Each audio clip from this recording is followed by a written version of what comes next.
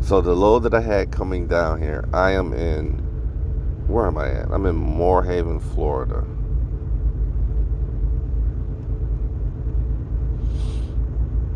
And I was going to Clewiston, which is right there in front of you. Well, actually, I delivered way over here. But this is where I'm at. Got it? Alright. So I picked this load up out of Indiana? Butler, Indiana, coming down here. Paid, I don't know, maybe I'll just give you the numbers. It paid $3,400. It came down here. Now, the same day that I picked up and was headed down here, I saw another load coming out of Kissimmee, Florida, going back up to Canton, Ohio. I didn't want to take that load. It's going to be heavy. It's paying $1.67 a mile. But, I ran it past my dispatcher, and she was like, yeah, take it. At least that way you get something coming out. Now, normally, I wouldn't take anything like that for that long, that heavy. But I just want to say that I'm glad that I did, because I still watched the board, and there was anything better. There wasn't anything better that was going back, basically going back north, close to home. So I'm glad I did that. But this is the thing. On the way down here, I got sick. So I've been chilling here with, I want to say strep throat. But, I've gotten better. I didn't have to do anything, but I'm going to go to the clinic when I get back home. So this is where I have to pick up from. I have to pick up from an auctioneer.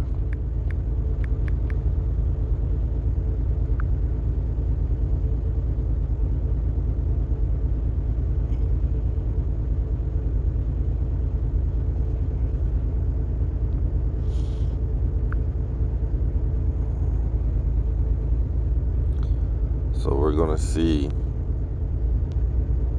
Come on, I hate it when y'all do that. There we go. This is where I have to go. And I have no idea how I'm gonna get there, because it doesn't look like this is a truck-friendly road. Although I looked it up in the book, and there are no roads. There are no low overhangs, or what's called low clearances, and no restricted roads in Florida. So, but this thing is, man, look at it. Just like out in the middle of nowhere. And I've been watching this YouTube video called the Florida Recovery Team. And he takes a Humvee into these, I don't know where he's at in Florida, but it's always real muddy, deep ditches on somebody's property. I don't know. But anyway, so yeah, so I have to go here to an auction house and pick something up. I've never been to one before, so this will be my first time. And I will record this and show you what the interior of Florida looks like, not on the main road. As you can see, it's 5:10. I've been asleep off and on. I've been idling. It has gotten up to 95 degrees down here. Luckily, there was no humidity. But I've been idling my truck because my APU AC doesn't work. I have to go get that fixed. All right. It's time for me to get up and get ready to go. Right.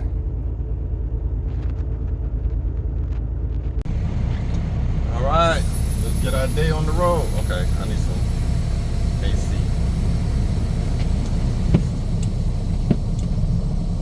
Here we go. Leaving the Loves. What are we doing?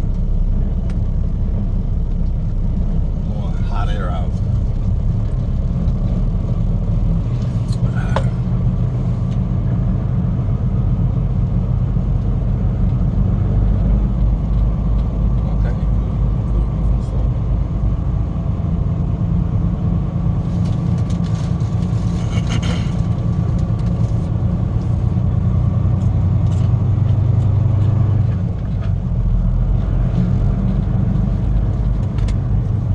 We have 120 miles.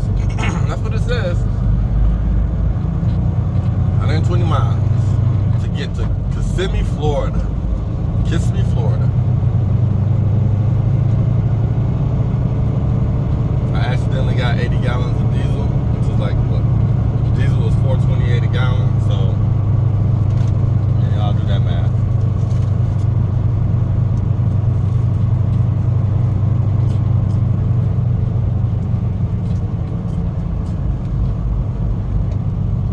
I'm feeling a little bit better. Oh, I shouldn't say a little bit. I'm feeling better. I'm eating fast food. Had me a market fresh sandwich from Arby's with some curly fries. But I'm not getting Pepsi, which I should have got Pepsi. I don't know why I didn't, because I got the fruit punch and it still has high fructose corn syrup in it. So what's the difference?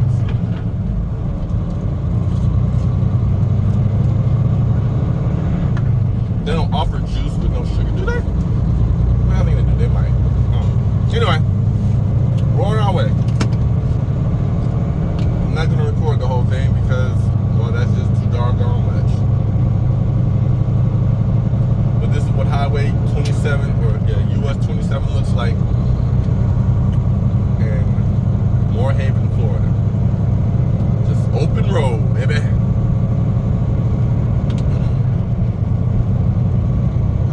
If I wasn't going into Kissimmee, Florida, like if I wasn't going into the city to pick up, well, I'm not going into the city. I don't really know how these roads are gonna go, but yeah, we're on our way back home.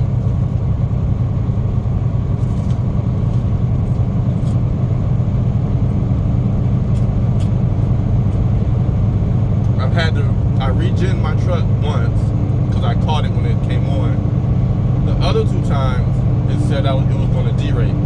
And this last one with this morning, it took about an hour for it to regen because when I went to sleep, well, yesterday I regen all day long. So let's see what happened. Friday, Saturday morning I regen. And then Saturday, I had my windows open, so I didn't have my truck running. So then I turned on the truck at night to go to sleep. And then I fell asleep. And when I woke up, it needed to be regen. Right? That one took about, 30 minutes. 15 to 30 minutes. But then that was Saturday. I idled all day Saturday because it got up to like 95. And well, at least my truck said it was 95. My phone said it was 83. And then I regen all day. And I didn't regen. I idled all day, and I was just waiting for it to regen again. But it didn't do it, and it didn't do it. Well, I went to sleep, and I kept waking up looking for the sign. You know, the regen sign. So then I woke up at roughly 4 o'clock this morning? No, it was like 3. I woke up like 3:30 this morning. I saw it was blinking, like regen soon or your truck will be shut off, something like that. So I put on regen, and it took about an hour, 45 minutes to an hour to regen. And I said at that point, well, I might as well just stay up. So I need to hurry and get my APU fixed.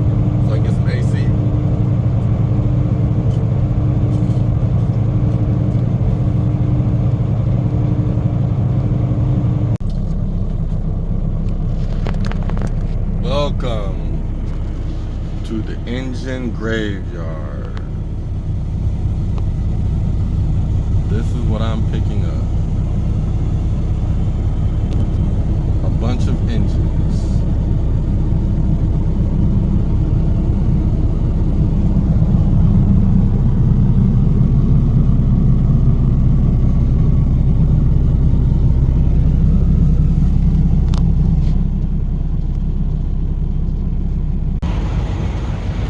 Okay, this is my load. A whole bunch of engines. And if I'm not mistaken, look at this. They just cut it right out of the truck, out of the chassis. Still have all the shocks and leaf springs.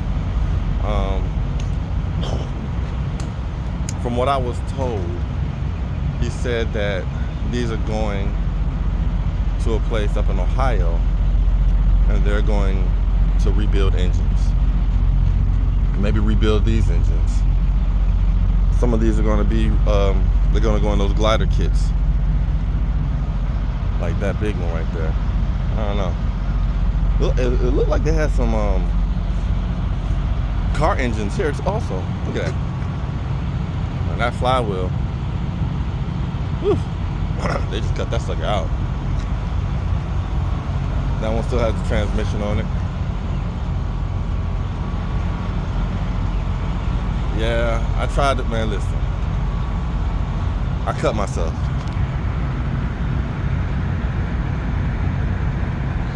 Right there. I don't know if you can see it. Look at this frame. Just took the whole frame out. I don't even know what this went to. Just took the whole frame out.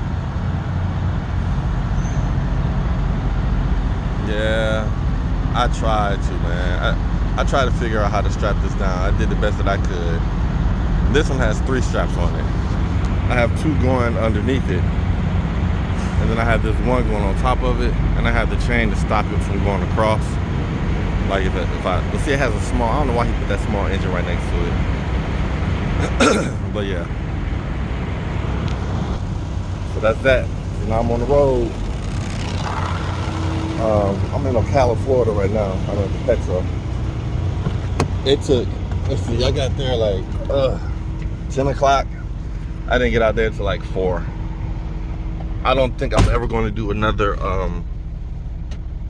what are those things called? It's like a Ritchie Brothers auction. I don't think I'm ever going to do another auction. But this one is different. There were some people that went in, came in, got out. But yeah, so. That's the flow. Peace out. Okay, so let me get up here.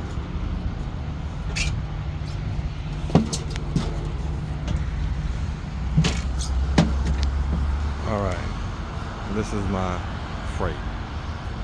I figured I'd show you how I strapped it down, because if I would have saw this in somebody else's truck, I would have wondered, like, man, how do they do that? Because they're literally, there's nothing. Like, they're not palletized. They're not banded together. Well, actually, some in the back are. Okay, this is dangerous. It's wet. I have to look down. Okay, so obviously you see this. Right, I just went over top there and I went over the transmission. And then I have one strap for this big red one, right? I have one strap for this big red one, and as you can tell, it's tearing, but that's not bad. Then here's another big one. I just took it and tried to put it on some flat surface or rubber hoses, you know, somewhere where it wouldn't tear. Alright? Once again, these things are not on anything stable. Here's a big one. This one gave me the most problems because it's just so much crap in the way. And then I had to route it around here. Alright? It was just so much crap in the way. and I just had to snake it through things.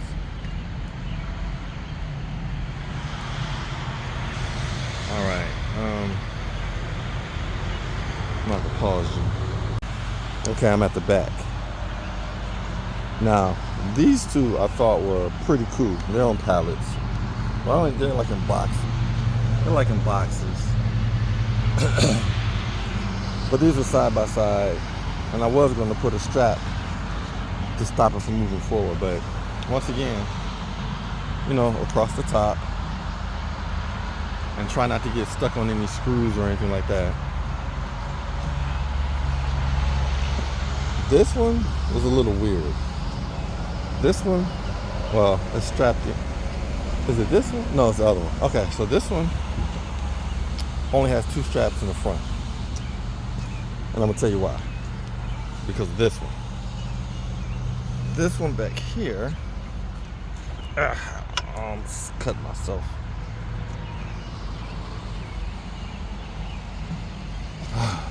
So this one, this right here, that was just, it was hanging out over there. So I had to put this strap across it. But before I just had this one single strap. Oh yeah, see, and it's cutting in right here. That's what I wanted to avoid. And it's cutting right there. But oh well. And then I have a strap, that blue strap in the front. Let's see.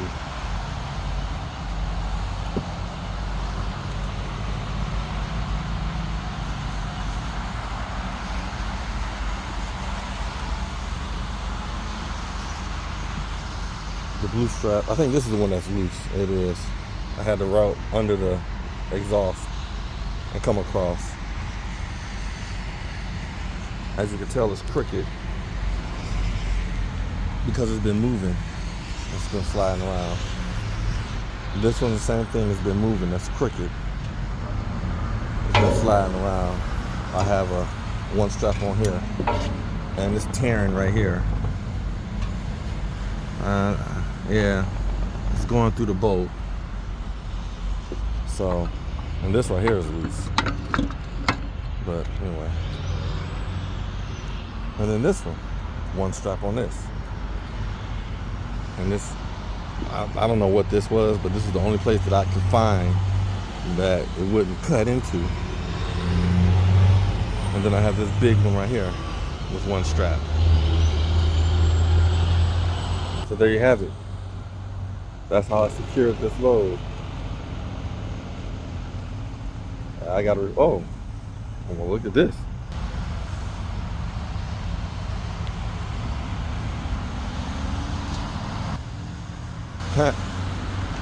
Still has the transmission gear shifter on there. Alright, well, that's it for this. Do my 30-minute break and then head on into delivery. Thanks for watching, and I'll holler back.